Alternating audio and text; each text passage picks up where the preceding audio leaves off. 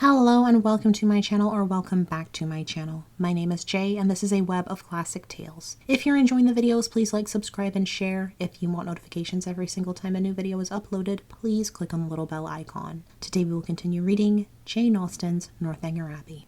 Every morning now brought its regular duties. Shops were to be visited, some new part of town to be looked at, and the pump room to be attended, where they paraded up and down for an hour, looking at everybody and speaking to no one. The wish of a numerous acquaintance in Bath was still uppermost with Mrs. Allen, and she repeated it after every fresh proof, which every morning brought, of her knowing nobody at all. They made their appearance in the lower rooms, and here fortune was more favourable to our heroine. The master of the ceremonies introduced to her a very gentlemanlike young man as a partner. His name was Tilney. He seemed to be about 4 or 25, was rather tall, had a pleasing countenance, a very intelligent and lively eye, and, if not quite handsome, was very near it. His address was good, and Catherine felt herself in high luck. There was little leisure for speaking while they danced, but when they were seated at tea, she found him as agreeable as she had already given him credit for being. He talked with fluency and spirit, and there was an archness and pleasantry in his manner which interested, though it was hardly understood by her. After chatting some time on such matters as naturally arose from the objects around them, he suddenly addressed her with, "I have hitherto been very remiss, madame, in the proper attentions of a partner here. I have not yet asked you how long you have been in Bath, whether you were ever here before, whether you have been in the upper rooms, the theatre, and the concert, and how you like the place altogether. I have been very negligent. But are you now at leisure to satisfy me in these particulars? If you are, I will begin directly. You need not give yourself that trouble, sir."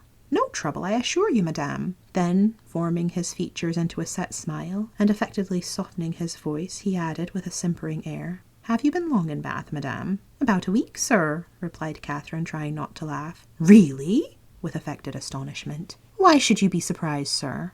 "Why indeed?" said he in his natural tone. "But some emotion must appear to be raised by your reply, and surprise is more easily assumed, and not less reasonable than any other. Now let us go on. Were you never here before, madame?" "Never, sir." "Indeed? Have you yet honoured the upper rooms?" "Yes, sir, I was there last Monday." "Have you been to the theatre?" "Yes, sir, I was at the play on Tuesday." "To the concert?" "Yes, sir, on Wednesday." "And are you altogether pleased with Bath?" "Yes, I like it very well." "Now I must give one smirk, and then we may be rational again." Catherine turned away her head, not knowing whether she might venture to laugh. "I see what you think of me," said he gravely. "I shall make but a poor figure in your journal tomorrow." "My journal?" "Yes, I know exactly what you will say. Friday. Went to the lower rooms. Wore my sprigged muslin robe with blue trimmings, plain black shoes. Appeared to much advantage, but was strangely harassed by a queer, half-witted man who would make me dance with him, and distressed me by his nonsense. Indeed, I shall say no such thing. Shall I tell you what you ought to say?" "If you please." "I danced with a very agreeable young man, introduced by Mr. King. Had a great deal of conversation with him. Seems a most extraordinary genius. Hope I may know more of him. That, madame, is what I wish you to say." "But perhaps I keep no journal." "Perhaps you are not sitting in this room, and I am not sitting by you. These are points in which a doubt is equally possible.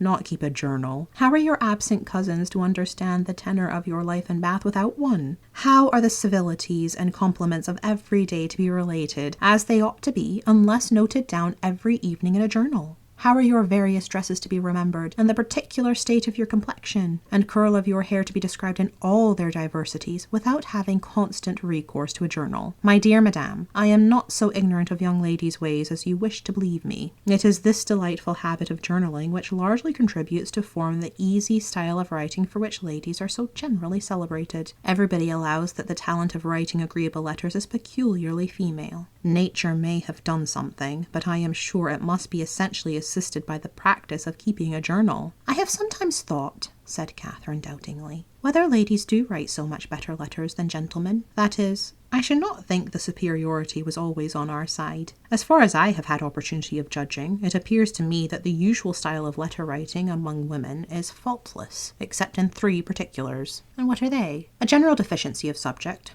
a total inattention to stops, and a very frequent ignorance of grammar." Upon my word, I need not have been afraid of disclaiming the compliment. You do not think too highly of us in that way. I should no more lay it down as a general rule that women write better letters than men, than that they sing better duets or draw better landscapes. In every power of which taste is the foundation, excellence is pretty fairly divided between the sexes. They were interrupted by Mrs. Allen. "My dear Catherine," said she, "do take this pin out of my sleeve. I am afraid it has torn a hole already. I shall be quite sorry if it has, for this is a favourite gown, though it costs but 9 shillings a yard." "That is exactly what I should have guessed it, madame," said Mr. Tilney, looking at the muslin. "Do you understand muslins, sir?" "Particularly well. I always buy my own cravats, and am allowed to be an excellent judge, and my sister has often trusted me in the choice of a gown. I bought one for her the other day, and it was pronounced to be a prodigious bargain by every lady who saw it. I gave but 5 shillings a yard for it, and a true Indian muslin." Mrs. Allen was quite struck by his genius. "Men commonly take so little notice of those things," said she. "I can never get Mr. Allen to know one of my gowns from another. You must be a great comfort to your sister, sir." "I hope I am, madame. And pray, sir, what do you think of Miss Moreland's gown?" "It is very pretty, madame," said he, gravely examining it. "But I do not think it will wash well. I'm afraid it will fray." "How can you," said Catherine, laughing, "be so—" She had almost said strange. "I am quite of your opinion, sir," replied Mrs. Allen, "and so I told Miss Moreland when she bought it. But then you know, madame, muslin always turns to some account or other. Miss Moreland will get enough out of it for a handkerchief, or a cap, or a cloak. Muslin can never be said to be wasted. I have heard my sister say so 40 times, when she has been extravagant in buying more than she wanted, or careless in cutting it to pieces." "Bath is a charming place, sir. There are so many good shops here. We are sadly off in the country. Not but what we have very good shops in Salisbury, but it is so far to go. 8 miles is a long way. Mr. Allen says it is 9, measured 9, but I am sure it cannot be more than 8. And it is such a fag. I come back tired to death. Now, here one can step out of doors and get a thing in 5 minutes." Mr. Tilney was polite enough to seem interested in what she said, and she kept him on the subject of muslins till the dancing recommenced. Catherine feared, as she listened to their discourse, that he indulged himself with a little too much of the foibles of others. "What are you thinking of so earnestly?" said he, as they walked back to the ballroom. "Not of your partner, I hope, for by that shake of the head, your meditations are not satisfactory." Catherine coloured, and said, "I was not thinking of anything."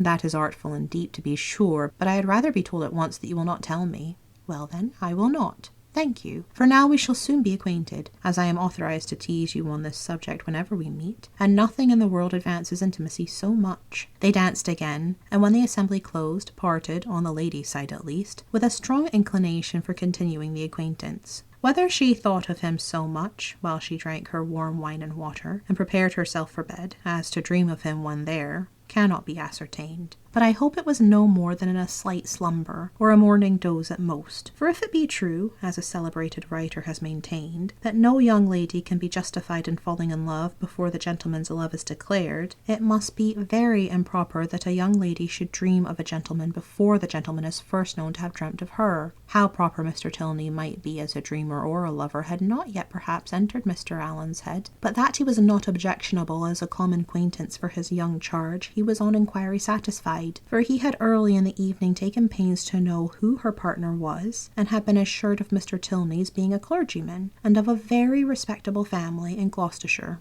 Thank you for listening. This has been Jane Austen's Northanger Abbey, Chapter 3. I've been Jay. This has been a web of classic tales. Please like, subscribe, and share. Click the bell icon for notifications. I hope you're having a fantastic day. Have a nice life, and I'll see you next time.